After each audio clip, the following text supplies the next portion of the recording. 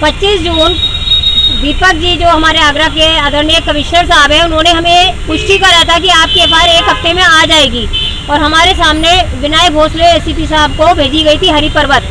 हम यहाँ पे 2 जुलाई आए तो यहाँ पे बताया गया कि निवागरे थाने भेजी गई है, डायरी नंबर बताया नहीं, डायरी नंबर वो बता देंगे। आज हम निवागरे थाने गए, निवागरे थाने बोला गया यहाँ पर आपकी आई ही नहीं है याचिका, एफआईआर का कोई आदेश यहाँ नहीं आया। फिर यहाँ आए दोबारा कि वो कह रहा है कि यहाँ आया नहीं है, वापस हरी पर्वत आते हैं, हरी पर्वत आज नई कहानी, ये रोज नई कविता सुनाते हैं। 2 तारीख कह रहे थे हमने निवागरा थाना भेज दी है याचिका, आज कविता सुना रहे हैं कि आपका एफआईआर का आदेश हमारे पास तो आज कभी आया ही नहीं है। तो ये रोज पुलिस की नई जो होती है कविताएं होती है, एफआईआर दरअसल उसकी होती है जो अपनी एफआईआर खरीदने की औकात रखता है। यही प्रॉब्लम है। कमिश्नर साहब के पीआरओ मुझे बोल रहे हैं कि आप कमिश्नर साहब को तंग क्यों कर रहे हो। भाई और किसको फॉलो करें, आप ये लिख के दे दो, आप लिख के नहीं दोगे। गाजियाबाद में भी यही कमिश्नरेट का हाल है। गाजियाबाद में भी दयालबाग आश्रम वालों के खिलाफ 13 जुलाई इन्होंने स्कैंडल किया था, मारा था। मौके पे सब हमारे साथ थे, 6 के 6 पुलिस कार्यकर्ता, सबने कहा मैडम केस आपके पक्ष में है, आप एफआईआर करा लो, गलती इनके दयालबाग राधा स्वामी सत्संग के कार्यकर्ता की है।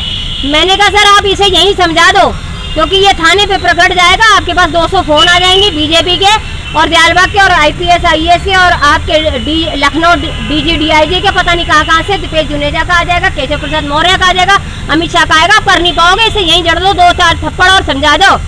तो वो माने नहीं, वो बेचारे न्याय चाह रहे थे, सब अच्छे थे, लेकिन वही हुआ 2 घंटे बाद। आज तक 13 जुलाई की एफआईआर गाजियाबाद में नहीं हुई और यहाँ तो 26 फरवरी 2023 की एफआईआर आज तक नहीं हुई। 26 जून 25 को दीपक जी जो कि हमारे प्रेजेंट कमिश्नर साहब हैं, उन्होंने आदेश दिया था कि 1 हफ्ते में आ जाएगी। आप बार बार पीआरओ साहब मुझे थाने भेज रहे हैं, आपको शर्म नहीं आती? आप महिलाओं को थाने भेज रहे हैं बेविनवत है। आपने नया प्रकरण बनाया था, घोषणा की थी कि अब एफआईआर डोर स्टेप पे व्हाट्सएप पे पहुंचेगी, तो पीडीएफ भेजने में इतनी देरी क्यों? मैं थाने चली गई आज आपके कहने पे कि थाने जाओ, थाने से ले लो, ठीक है। थाने वाले कह रहे हमारे पास कभी आई नहीं, आज हरी पर्वत वाले कह रहे हमारे पास कभी आई नहीं। कब तक आप लोग तमाशा मनाएंगे जनता का, मुझे ये समझ में नहीं आता।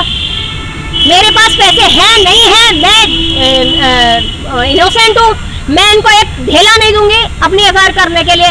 मेरे खिलाफ मेरे ही मर्डर एफआईआर में 2 घंटे में इन्होंने फर्जी केस बनाया क्योंकि इनको पैसे मिल गए। ये बेचते हैं एफआईआर, चार्जशीटें बेचते हैं, कितनी सारी एफआईआर। आप ये देखिए 2 महीने में 40 लाख करीब अनकंटेस्टेड केस कोर्ट में खत्म हो रहे हैं। इसका मतलब क्या था? इसके ऊपर कमेटी बैठनी चाहिए। मैं प्रश्न चिन्ह उठाती हूँ मोदी जी से और योगी जी से, और भारत के संविधान से अनकंटेस्टेड केस 2 महीने में 40 लाख करीब खत्म कैसे हो गए? इसका मतलब क्या कमिश्नरेट में वो सुलझाए जा सकते थे? कोर्ट का ऑर्डर था कि आज मेरा बयान होना था, दयालबाग वालों ने मेरी माताजी को अगवा किया था। आपका आदेश है कोर्ट का, मैं दिखा रही हूँ, पेशकार बगल में बैठा है जज साहब के कि भाई आज बयान होने 3 डेट से नहीं हो रहे। जज साहब वो कह रहा है कि पहले दूसरी पार्टी को नोटिस दो, ऐसा कोई प्रकरण ही नहीं है। जज साहब से हम कह रहे हैं, वो कह रहे जो वो सुन रहा है, वो कह रहा है पेशकार वो सुनो। तो दयालबाग बीजेपी माफिया इतना ज्यादा सशक्त हो गया है और ये पुलिस को इन्होंने तोड़ के रख दिया। यही होगा हिंदुस्तान का। संदीप भट्ट आज तक जेल में है, यही होगा जहाँ पर 10,000 पन्नों की चार्जशीट पे अमित शाह बरी साबित कर दिया जाता है। हम तो चाहते हैं नया कमल खिलाओ। आप कहते हैं ना कि कांग्रेस ने कुछ नहीं किया था, भैया भला है कांग्रेस का जिसने कुछ नहीं किया था, जिसने इतना तगड़ा माफिया नहीं बनाया था, जिसमें रंडियां नहीं थी, जिसमें रंडवे नहीं थे, जिसने पुलिस महकमे को इतनी बुरी तरह खरीदा नहीं था। पुलिस महकमा को इन्होंने रंडी तवायफ खाना बना दिया है। न्यायपालिका को जज बिक रहे हैं, डर के मारे बिक रहे हैं या कैसे बिक रहे हैं?